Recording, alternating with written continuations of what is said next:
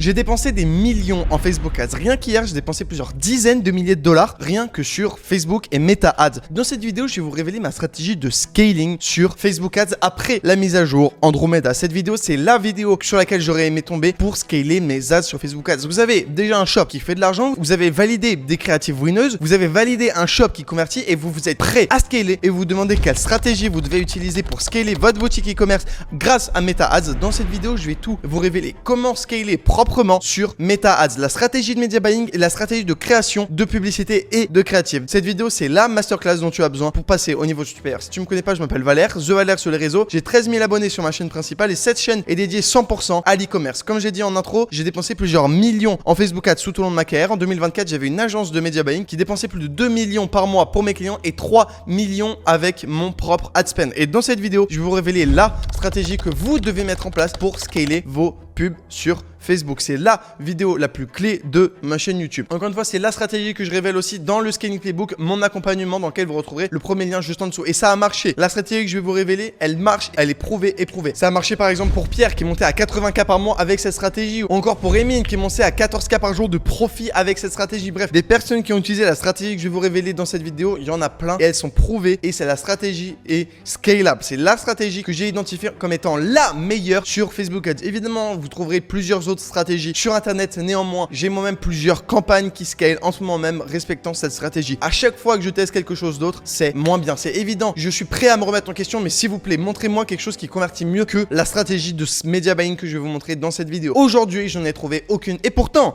je les ai testées et dès que j'en découvre une autre, je vous la partage sur cette chaîne YouTube. Bref, c'est la meilleure, celle que j'utilise depuis la mise à jour Andromeda. Je vous propose qu'on se retrouve directement sur mon iPad pour vous expliquer tout ça. Alors, je vous ai déjà fait une vidéo sur ma stratégie de testing. En gros, je vais vous la réexpliquer pour comprendre la stratégie de scaling. Si vous ne l'avez pas vue, je vous invite à la voir après cette vidéo. Cette vidéo est beaucoup plus importante que la vidéo scaling. En gros, le testing, ça ressemble à quoi chez moi? On va aller faire une campagne CBO dans chacune. Donc ça, c'est la campagne CBO, d'accord? On va aller faire une campagne CBO. À l'intérieur de cette CBO, on va créer 5 adsets et chaque adset représente un angle marketing. Encore une fois, un angle marketing, c'est une façon de vendre, d'attaquer, de marketer un même produit. Par exemple, si vous voulez vendre de la bouffe pour chien, vous pouvez dire que c'est bon pour l'estomac de votre chien. Vous pouvez dire qu'il n'y a pas d'odeur. Et en fait, à chaque fois, vous allez vendre la même croquette pour chien, mais vous allez le marketer de façon différente. Dans chacun de ces adsets, vous allez faire entre 3 et 5 à même 10 créatives par adset. Ok, ça dépend de votre niveau et de votre créative stratégie team. Encore une fois, on va revoir là-dessus et ce que vous avez besoin de savoir pour la créative stratégie. Donc ça, c'est ma stratégie de testing. Donc, ce qui va nous permettre la CBO, ça va d'identifier des adsets winners et ça va nous permettre d'identifier des angles winners. Et ça, c'est clé. Et la toute première partie du scaling, ça va être étape numéro 1, ça va être identifier les angles winner. Et ça, c'est absolument clé. Vous devez connaître quel est votre angle winner. Pourquoi? Parce que vous devez aligner ces deux choses-là. Les trois, choses que je vais vous partager doivent être en adéquation de vos angles, de votre stratégie de scaling. On a d'un côté la team, votre team que vous allez devoir manager. On a de l'autre côté vos créatives, votre media buying en règle générale. Et on a de l'autre côté votre website, votre shop. Ok, c'est les trois grandes catégories. Donc, team, créative / media buying et votre website / votre shop. Ça va être les trois choses à absolument optimiser pour scaler proprement vos créatives et votre stratégie. Encore une fois, pas besoin d'avoir une énorme team, simplement de comprendre les logiques et la dynamique derrière. C'est pas vous qui allez faire le montage, c'est pas vous qui allez faire tous les scripts. Bref, si vous voulez vraiment scaler, vous devez avoir une équipe. Et justement, ça va être la première partie de cette vidéo. La toute première chose à savoir avant de commencer à scaler, c'est de déterminer sur combien de fois vous avez une créative winneuse. Supposons que vous avez 10% de vos créas qui sont winneuses. Ce qui veut dire que vous devez créer 10 créatives pour avoir une winneuse. Ce qu'on veut, c'est avoir au minimum, au grand minimum, une créative winneuse par semaine. Donc, si vous avez 10% de vos créatives qui sont winneuses, encore une fois, vous avez identifié votre angle winner. Vous avez 10% de vos créatives qui sont winneuses.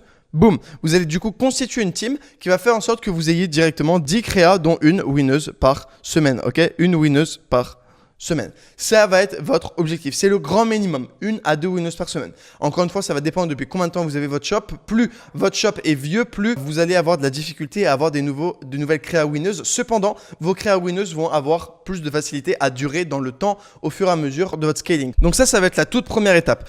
Identifiez le nombre de créatifs dont vous avez besoin par semaine. La deuxième étape, vous allez avoir besoin d'un analyste. Ok, en général, c'est souvent aussi le créatif stratégiste. Votre analyste, ça va être la personne qui va totalement, toute la journée, spy vos concurrents et vous faire des rapports de ce qui se fait en ce moment même sur le marché. C'est absolument clé d'avoir ça dans votre équipe. Ensuite, il vous faut un copywriter.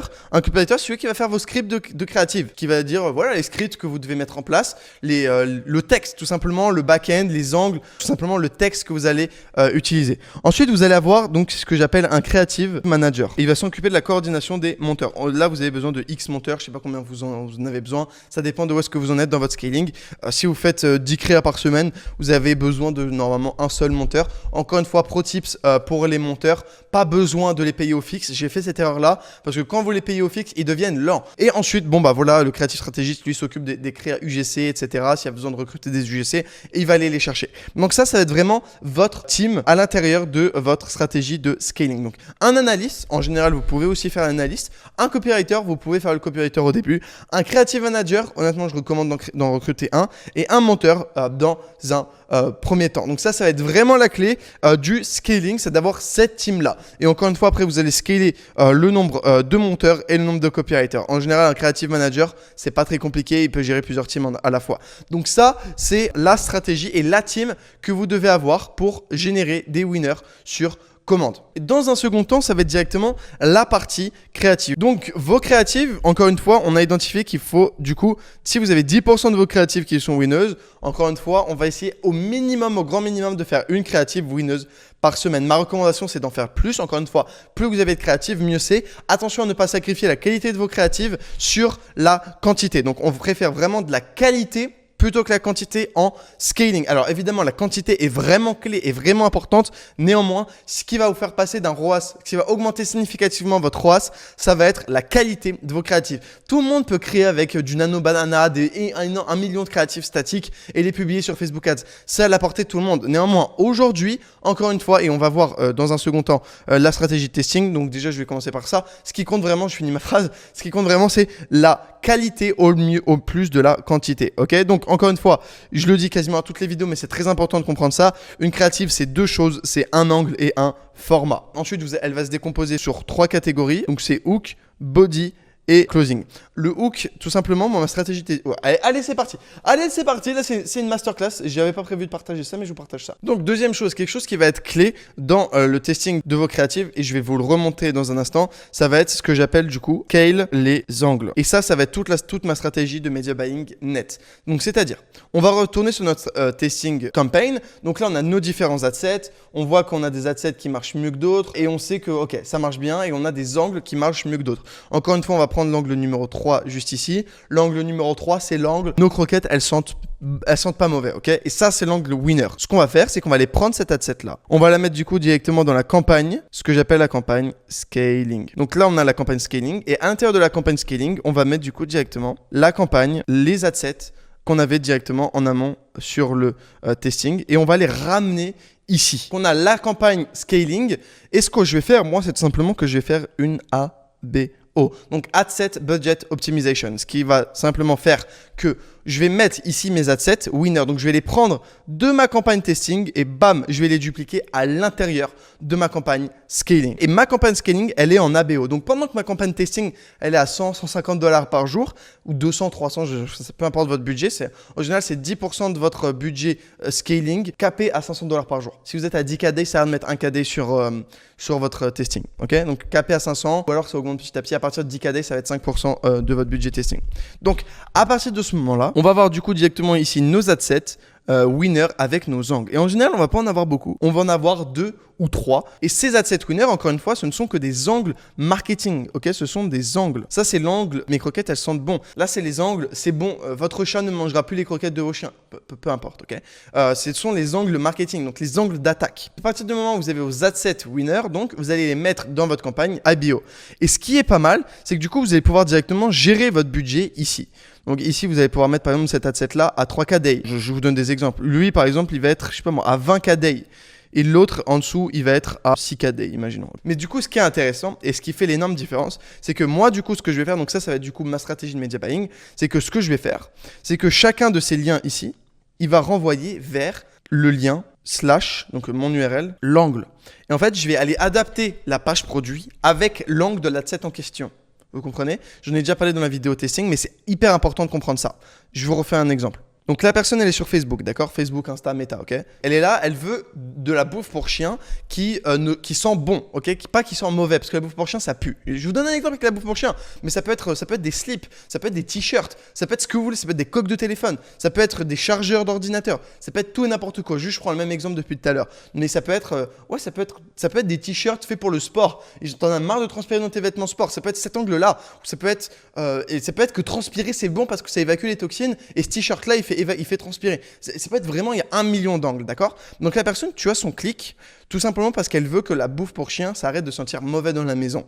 Donc tu vas aller avoir son clic, et ce que tu veux, donc, c'est directement adapter ta page produit directement basé sur ça. Donc si vous avez le clic d'une personne qui vient pour l'odeur des chiens ou pour transpirer dans le t-shirt, vous voulez quoi? Vous voulez que votre copywriting ici, que le texte sur vos images ici, et que ce que vous mettez là, et même la stratégie que vous utilisez sur votre copywriting, tout simplement, les témoignages clients, etc., parlent du même angle marketing.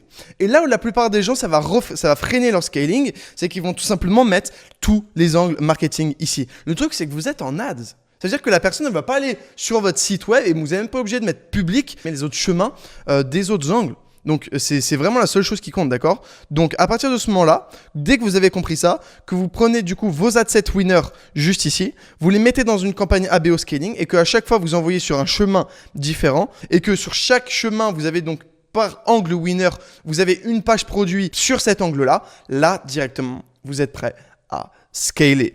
Et ça va vraiment être ça, ma stratégie de scaling. Donc, si je récapitule, vous avez votre team, vous identifiez le nombre de créa winneuses que vous avez en pourcentage. Basé sur ça, vous essayez d'en avoir au minimum une. L'objectif, c'est 2-3 créatives winneuses. Ensuite, vous allez avoir un analyste qui va comprendre ce que font vos concurrents, comprendre ce qui marche sur le marché. C'est bien beau de dire créative stratégiste, mais ça veut dire quoi dans la réalité? Ok? Il nous faut un analyste, quelqu'un qui sait ce qui se passe en ce moment sur le marché. Il nous faut un copywriter, quelqu'un qui fait des bons scripts pour les créatives. Il nous faut un creative manager qui gère les monteurs et les UGC si on en a. Ensuite, on a évidemment des monteurs, des UGC, etc. Ensuite, on va les mettre dans un ABO, les angles winner. Encore une fois, comme pour tester des créatives, on a différentes stratégies. On va les tester des angles, on va tester des formats. Une fois qu'on a identifié du coup nos formats winner, on va les mettre ces créatives là. Donc une fois qu'on a identifié nos angles winner, on va les mettre nos angles winner, on va les dupliquer, on va pas les cut je sais pas pourquoi, 80% du temps ne pas les cut, c'est profitable. Donc je vous invite à pas les cut, faites toujours l'A/B test, peut-être que coupez le pas. Moi quand je cut les créas que je mets dans le scaling, ça marche pas. Donc ça marche moins bien. Slightly mais ça marche quand même moins bien. Donc ensuite, vous allez mettre directement votre adset dans votre campagne ABO de scaling et ensuite, vous allez scaler individuellement chacun des adsets. Chacun des adsets, encore une fois, vous allez scaler avec chacun une page produit qui est désignée pour chacun des adsets. Et ça fait vraiment toute la